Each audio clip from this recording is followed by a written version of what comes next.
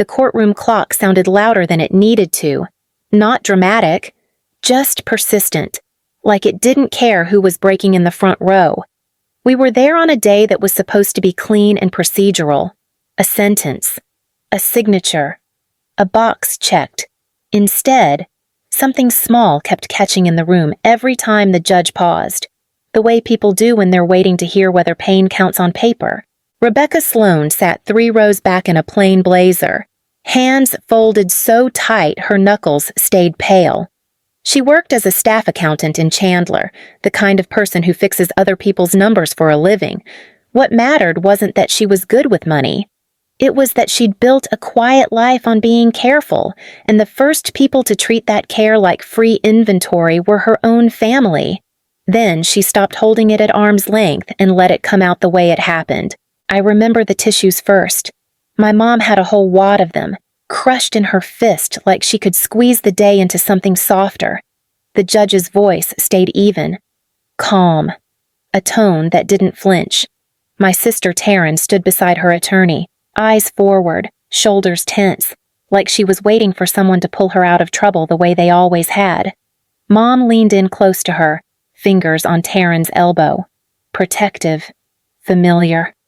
Dad sat rigid on the bench behind them, hands on his knees, staring at the floor like it held instructions. The judge looked down at the file, then up again. The court asked for restitution planning. Taryn's attorney cleared his throat. The family is still working on a plan. My mom made a sound like she'd been punched. Not a sob yet. A sharp inhale that didn't know where to go. The judge didn't rush her. She turned a page. The victim's credit file lists the defendant's activity across multiple accounts totaling $132,400. Several accounts were delinquent long enough to be sent to collections. I felt my throat tighten anyway, like my body still wanted to argue with the facts. Mom started shaking her head. Tiny, fast movements. Dad didn't move at all. We noticed how Rebecca didn't look at her sister. She watched her parents instead, like she'd already learned which side would hurt more. The judge continued, "The court also notes there has been no payment, no escrow, no co-signing assistance offered to the victim." Mom's face crumpled. "We were trying to keep the family together." The judge held her gaze. "A family is not kept together by leaving one person to absorb the damage." I didn't feel triumphant. I felt empty, like someone finally named the shape of the injury. And now I had to live with the outline of it. Afterward, when the hallway cleared, my phone buzzed in my pocket again. Another alert, another reminder. If you want more stories like this one, you can subscribe. I didn't know how much I'd need other people's voices back then. 3 weeks earlier, on a Tuesday at 7:18 in the morning, I was brushing my teeth when my credit monitoring app lit up my screen. I'd been awake for hours before that alert, moving through the morning the same way I always did. Coffee measured to the line on the mug, keys in the same dish by the door, shoes tied tight, even when I was already running late. That had been my rhythm for 7 years. Save, track, don't slip. At work, my manager leaned over my cubicle wall while I was reconciling a client account. Mortgage still on for Friday. Yeah, I told her. Pre-approval came through last week. She smiled. Good for you. I didn't text my family about it. I never did. Big things made them nervous, like they might have to respond. Growing up, that was the rule. Taryn needed room. Taryn needed time. Taryn needed help. I learned to need less.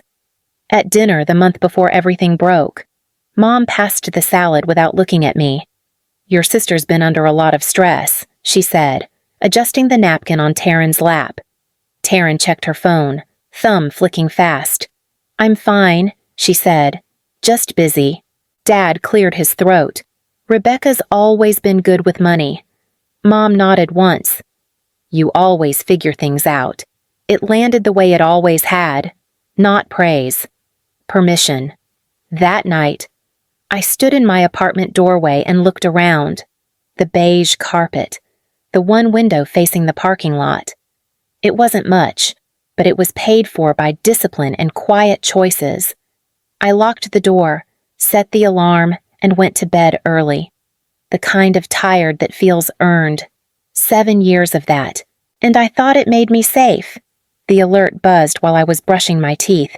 Not loud, just enough to make me glance at the phone on the counter. Credit monitoring update. I almost ignored it. Those things were usually noise, a balance shift, a reminder. Nothing that mattered. I wiped my mouth, picked up the phone, and the number loaded before my brain caught up. 401. I stared at it, waiting for it to change. It didn't. The screen stayed bright, patient, like it wasn't aware it had just erased years of work. I sat down on the edge of the tub and pulled up the full report, not the summary, the long one. 8 credit cards, 1 personal loan, 1 department store card, all under my name. All opened over the last 2.5 years. My chest tightened as I scrolled. Payment histories stacked in neat red blocks. 90 days late, 120, 180, 2 accounts already in collections. A notice about potential wage garnishment attached to one of them. Total balance $132,400. I laughed once, a short sound that surprised me. Then nothing came after it. I checked the employment section. Correct. Income matched mine. Title matched mine. Staff accountant. Same firm. Same zip code. I kept scrolling. Associated addresses. My apartment showed up first. Then an older address from years ago. Then one more. My parents' house. I held the phone closer, like the words might blur if I didn't. Same street. Same city. The place I still had a key to. My hands started shaking, so I set the phone down on the floor between my feet. Cold tile. Grounding. I called the credit bureau's support line anyway. The woman who answered sounded tired, like she'd already had this conversation too many times. I'm seeing accounts that aren't mine. I told her. My voice didn't sound like me. They're fraudulent. She asked for verification. Full name, date of birth, social security number, current address. I gave it all. Carefully. There are multiple addresses associated with your file, she said. You'll want to dispute each account individually. I can walk you through the process. Are they really in collections? Yes. The word landed heavier out loud. She kept talking, explaining steps, timelines, paperwork. I nodded even though she couldn't see me. When the call ended, the apartment felt too quiet. The hum of the fridge, a car door slamming outside. I picked up the phone again and stared at that address. My parents' address. I didn't call them. Not yet. I sat there on the bathroom floor, toothpaste drying on the counter, shoes still by the door, and scrolled through the report one more time. Slower this time, line by line, looking for something that wasn't there. The lender called just after 9.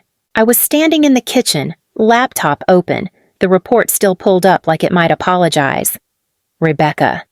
I'm so sorry, the woman said, voice careful. The underwriting team reran your credit this morning. I leaned my hip against the counter. Okay, there are active collections.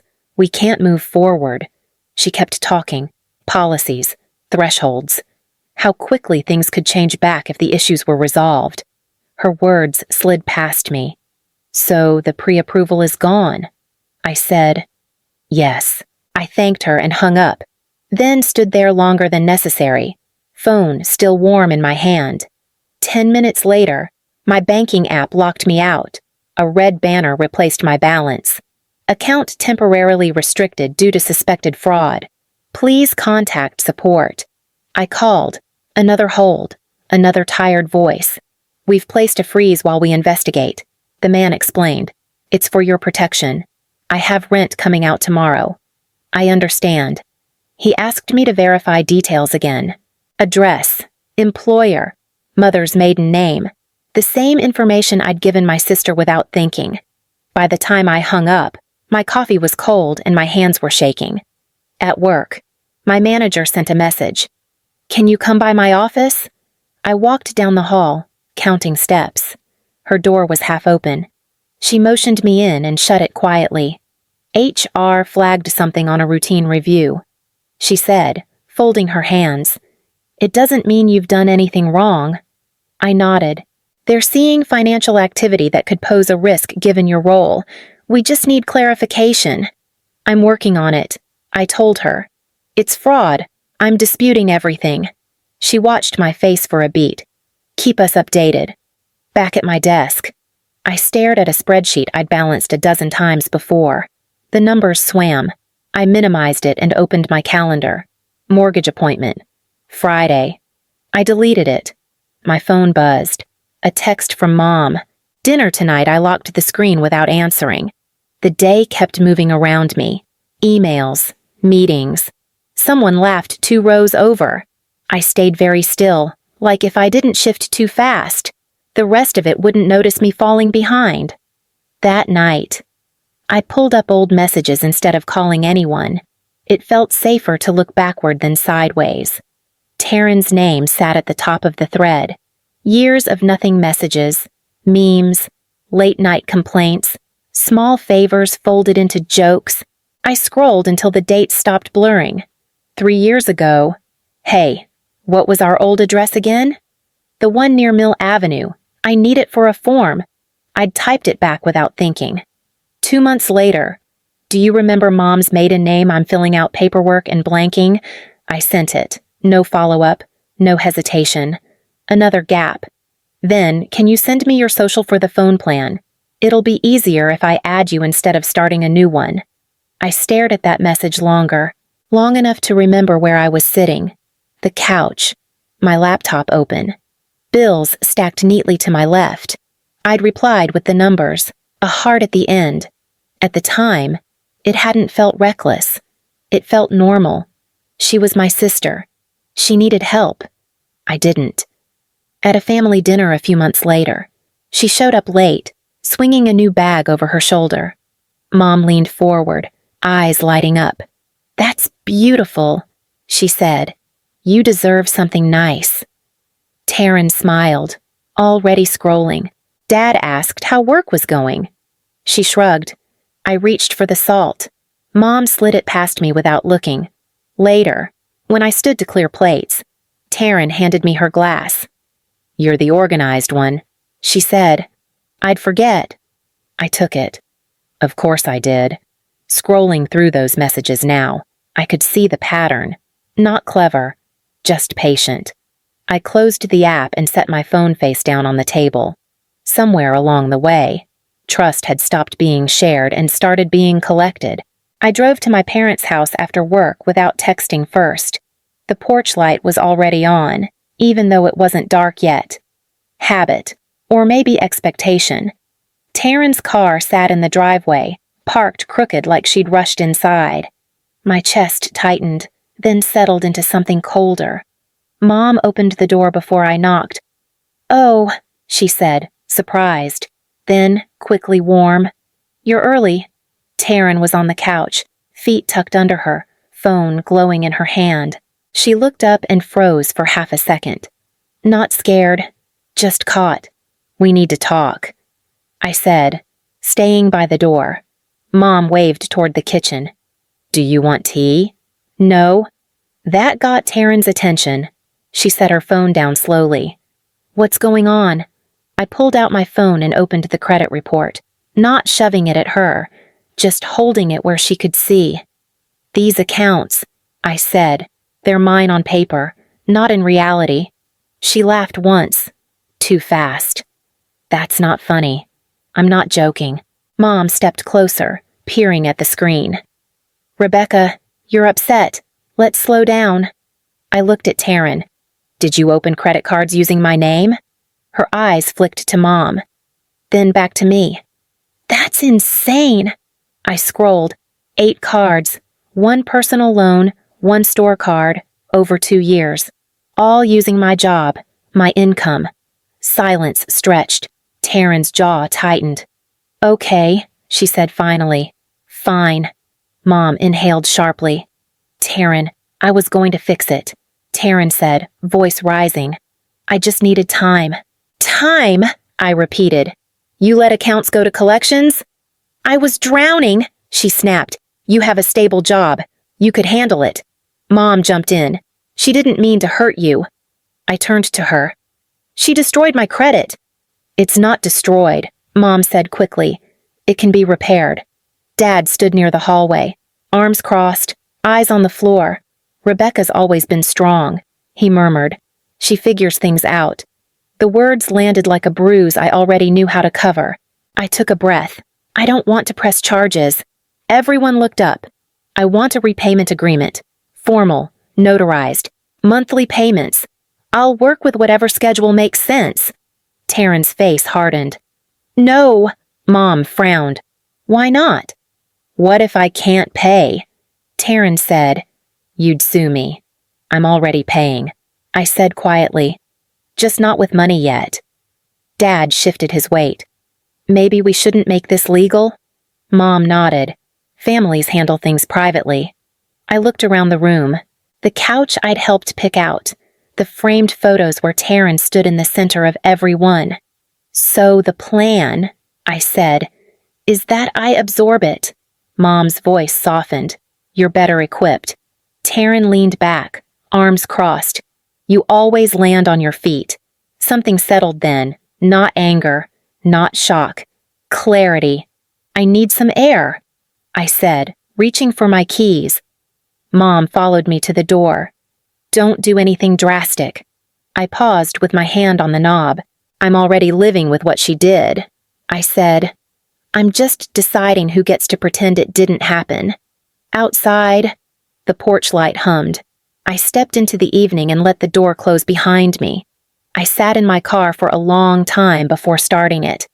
The dashboard clock clicked forward, minute by minute, like it was keeping score. At home. I dropped my bag by the door and opened my laptop on the kitchen table. The credit report was still there. I pulled up a calculator instead, if I paid it myself, just to make it stop. It came out to a little over $1,300 a month. For years. Longer than I'd lived in this apartment. Longer than I'd worked at my job. I closed the calculator. My phone buzzed. Mom again. Please don't do anything tonight.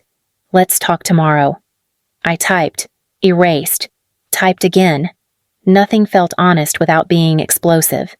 I locked the phone and set it face down. The next morning, Marcus from work leaned against my cubicle wall, coffee in hand. You look like you didn't sleep.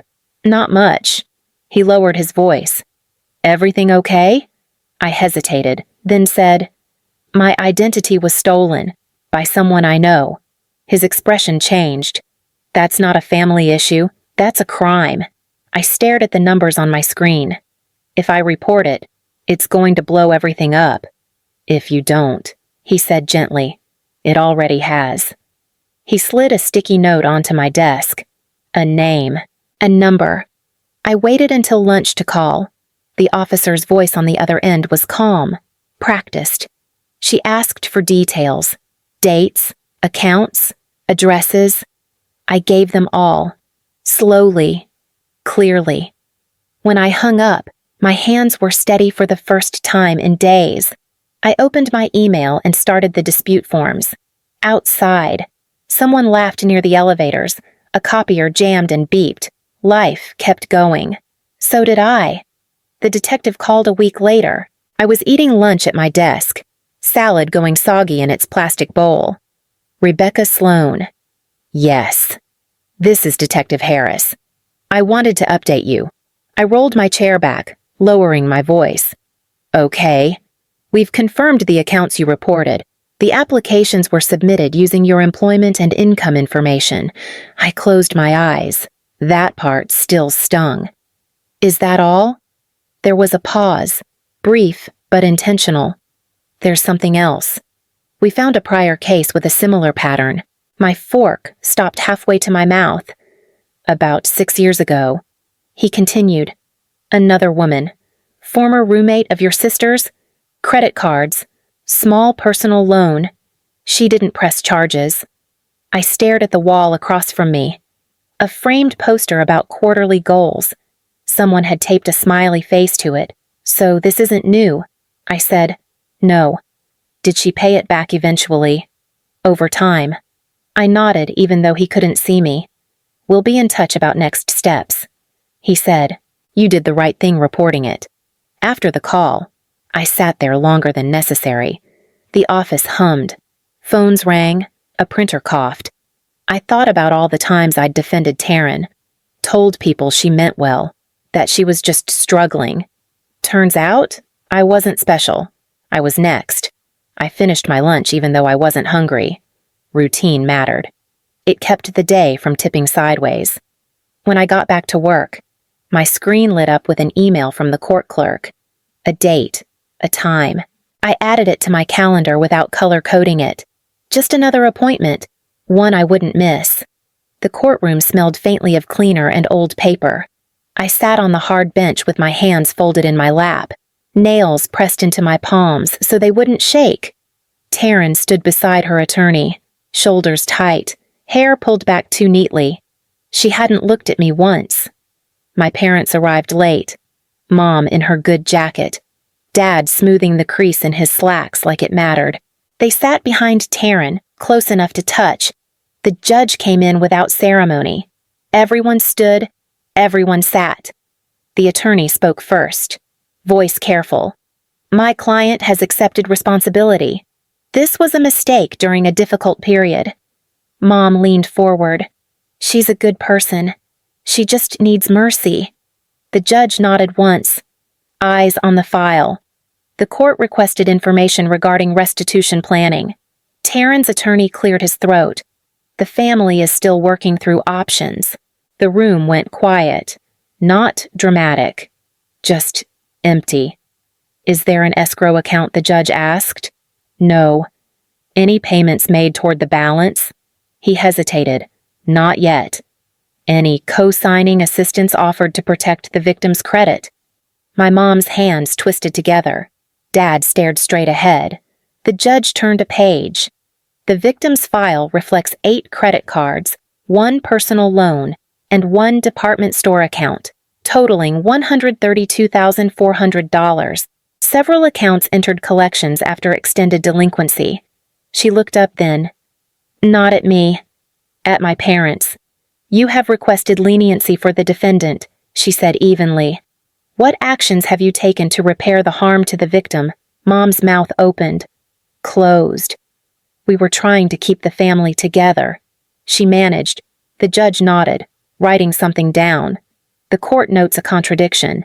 Mercy has been requested for the defendant without any effort to restore the victim's financial standing. Taryn shifted, finally turning her head. Our eyes met for a brief second. There was no apology there, just something sharp and contained. The sentence came next. 2 years suspended, 5 years probation, full restitution with interest, no contact. The gavel came down softly. As people stood, Mom's shoulders started to shake. Dad reached for her arm, then stopped. I stayed seated a moment longer, letting the room empty around me. When I stood, my legs held. Outside, the hallway felt brighter than it should have. My phone buzzed with a notification I didn't open. I walked past my parents without slowing. Past Taryn, past the exit sign. For the first time since this started, there was nothing left to explain. The first restitution check arrived in a plain envelope. $389. I deposited it on my lunch break and went back to my desk without telling anyone. My credit report updated slowly. 1 account removed, then another. The numbers crept upward in small, stubborn steps. Not fixed. Moving. Dad called once. We met for coffee halfway between our houses. He stirred his cup until it went cold. I should have stood next to you, he said. I know. I told him. That was enough for that day. I stopped checking my phone before bed. I slept better. I stopped flinching when emails came in. Work stayed steady. Quiet. Mine. One evening, I pulled up my credit report again. Not out of panic this time. Habit. Maybe. The fraudulent addresses were gone. Just one line remained. My address. I closed the laptop and leaned back in my chair. Nothing felt triumphant, just lighter, like I'd set something down I'd been carrying without realizing it had weight. Rebecca Sloan didn't save her family. She stopped disappearing for it. If this story stayed with you, you know where to find the rest. We're here.